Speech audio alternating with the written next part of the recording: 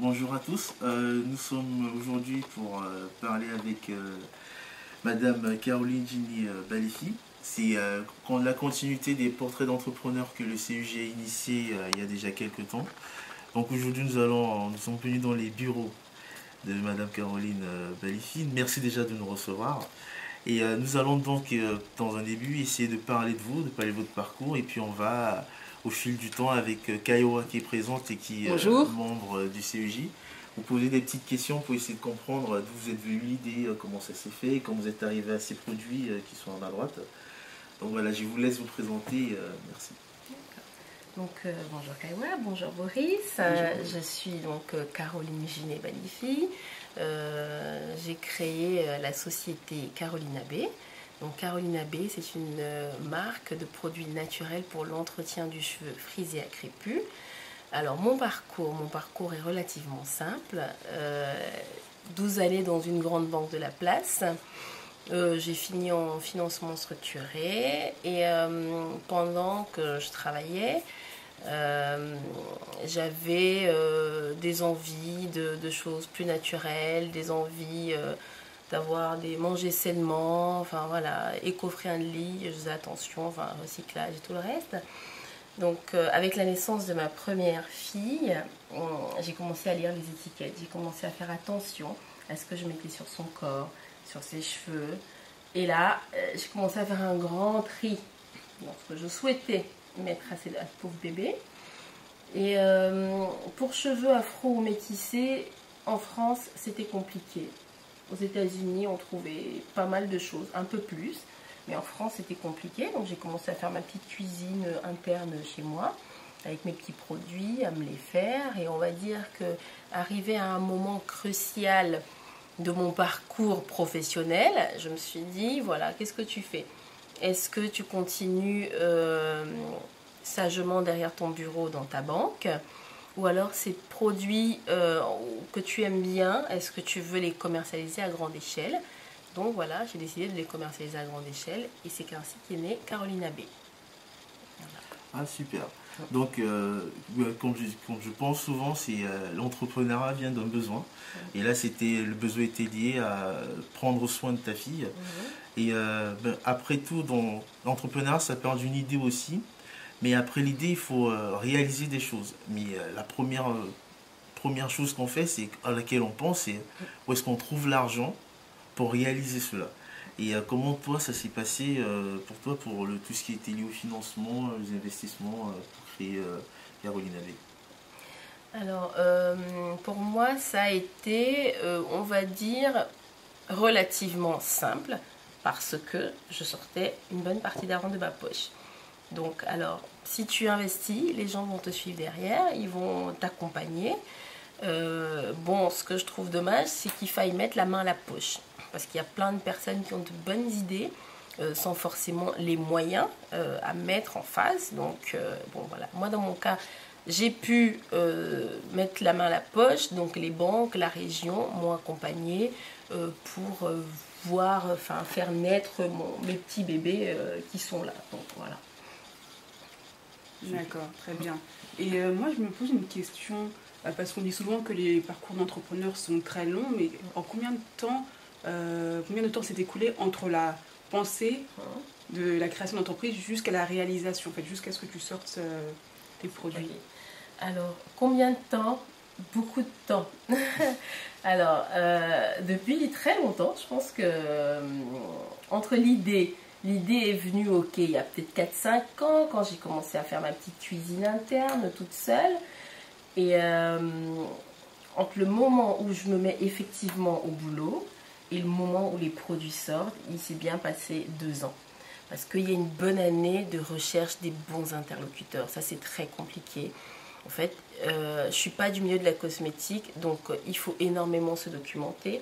Il faut trouver les bonnes personnes qui vont répondre à mes questions, qui vont pouvoir m'accompagner, qui sont dans la même démarche que moi, qui ont la même logique, qui ont la même démarche environnementale, formulation et tout le reste en fait. Voilà. Donc il s'est passé 2 ans, à peu près on va dire, du moment où les choses ont été tout de suite confirmées dans ma tête, j'y vais, je crée. et les produits, il y a bien eu 2 années. D'accord. Pendant ces 2 ans, est-ce que tu as travaillé en parallèle ou tu t'es arrêté Alors, j'ai travaillé pendant, on va dire, 6 mois. Enfin, j'ai travaillé pendant 6 mois sur les 2 ans. Donc, j'ai eu 1 année et demie où je me suis consacrée pleinement à ce projet. Donc, formulation, mise en place des produits, enfin, design, enfin, il y a pas mal de choses. Parce que quand on est entrepreneur, on est l'homme à tout faire. Voilà. Et quels sont les obstacles que tu as rencontrés durant le chemin vers la création d'entreprise? Alors, moi dans mon cas, j'ai envie de dire qu'il n'y en a pas beaucoup. J'en citerai pas 10, malheureusement ou heureusement. Pour moi, le premier obstacle, en fait, c'est de ne pas être du milieu. Quand on n'est pas du milieu de la cosmétique, c'est difficile de faire comprendre aux gens qu'on veut faire de la cosmétique. C'est vrai que quelqu'un qui est formulateur, enfin qui est chimiste, aura certainement plus de facilité que moi. Mais j'ai eu envie d'apprendre, j'ai appris et je pense que je suis aussi capable que n'importe qui. Moi, dans mon cas, j'ai eu un laboratoire qui m'a accompagnée. Donc pour moi, ça c'était suffisant, voilà, pour pouvoir parler aux banquiers, je sais pas moi, des présidents de commission, pour leur dire que voilà, le laboratoire et moi, on peut faire quelque chose de bien. Voilà, quand on n'est pas dans le milieu, quand on n'est pas du milieu, c'est un peu compliqué. Premier obstacle. Et le second obstacle, c'est quand même le financement. C'est-à-dire que bon, voilà, pour créer, il faut mettre la main à la poche. Voilà.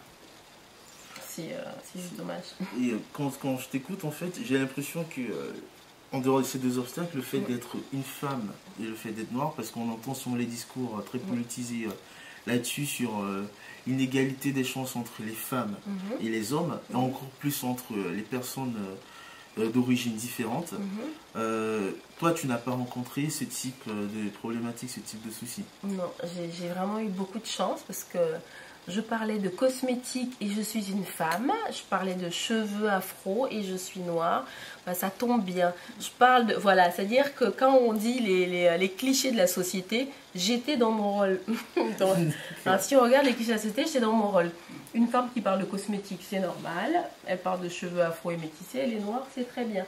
Donc non, vraiment, j'ai pas souffert de ce côté être femme et noire. Voilà. Mais moi, j'aimerais savoir, parce qu'aujourd'hui, il y a la tendance nappy, mais toi, qu'est-ce qui a fait que tu as choisi d'être naturelle et de créer des produits naturels?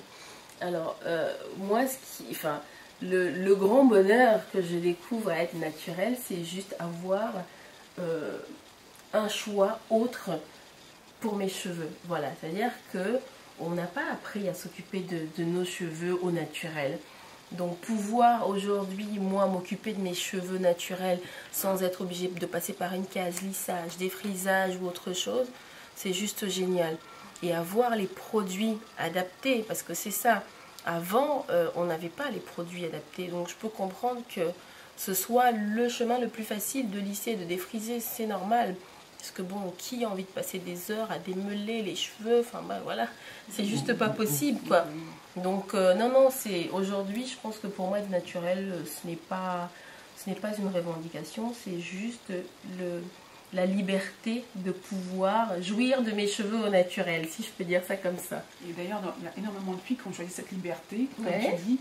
Et comment tu as fait pour te différencier des autres concurrentes? Des autres concurrentes. Alors, donc Carolina B, c'est une marque qui s'inscrit dans le naturel, donc on dit matière première un peu plus chère que des matières synthétiques, parce que bon, c'est la majorité des produits, on est à au moins 90-98% d'ingrédients naturels.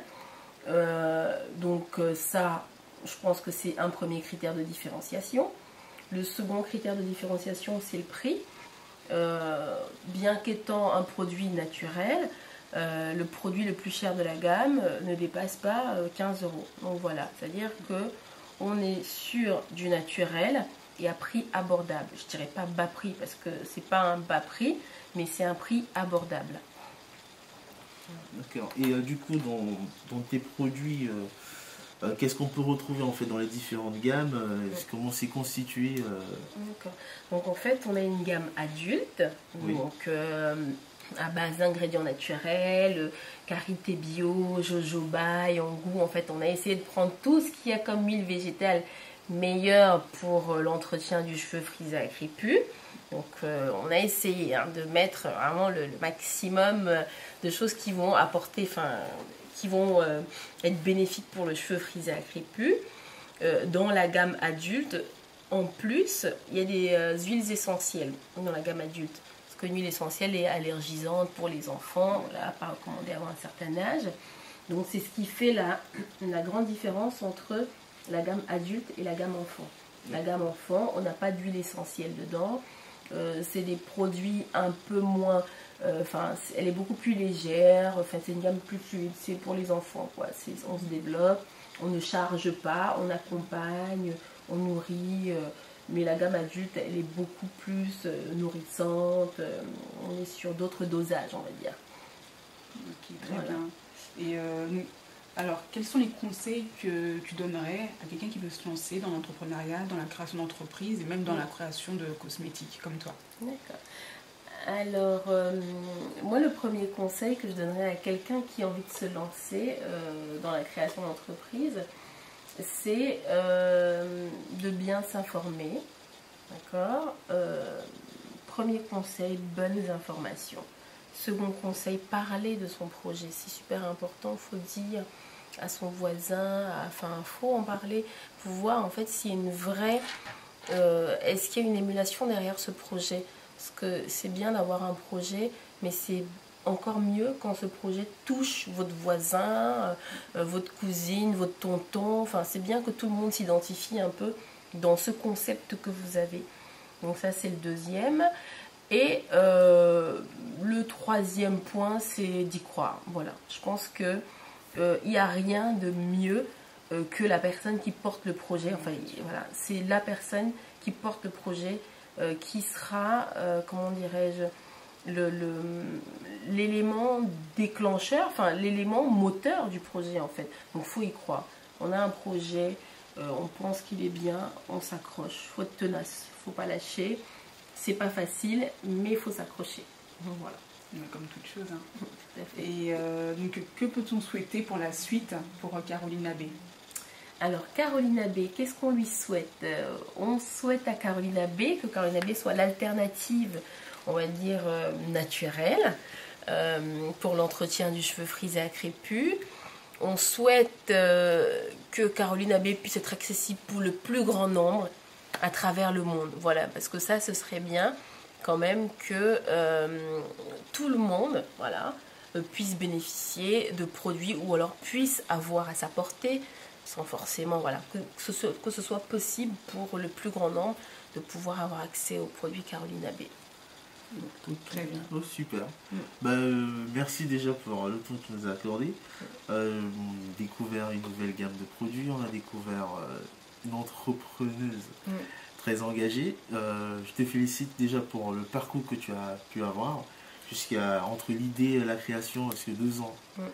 Il faut vraiment être tenace pour tenir 2 ans sans voir l'aboutissement. C'est plus long qu'un bébé, je confirme. C'est peu aussi évident. Ouais. Donc félicitations pour tout. Et voilà, comme tu l'as dit, le CEJ et toutes les personnes qui regarderont la vidéo espèrent et te souhaitent de continuer à avancer, de devenir une référence dans le domaine cosmétique, dans le domaine capillaire pour les cheveux noirs, des crépus et à friser. Donc merci pour le temps que tu nous as accordé et on va souhaiter à toutes les personnes qui regarderont cette interview de pouvoir s'inspirer de ce modèle. On va mettre dans l'article qui va accompagner la vidéo des liens vers le site de Caroline Abbé où vous pouvez voir la gamme de produits, vous pouvez apprendre encore un peu plus de la personne qui est Caroline Balifi. Et puis on vous souhaite le meilleur pour la suite. Merci. Merci Boris. Merci à vous.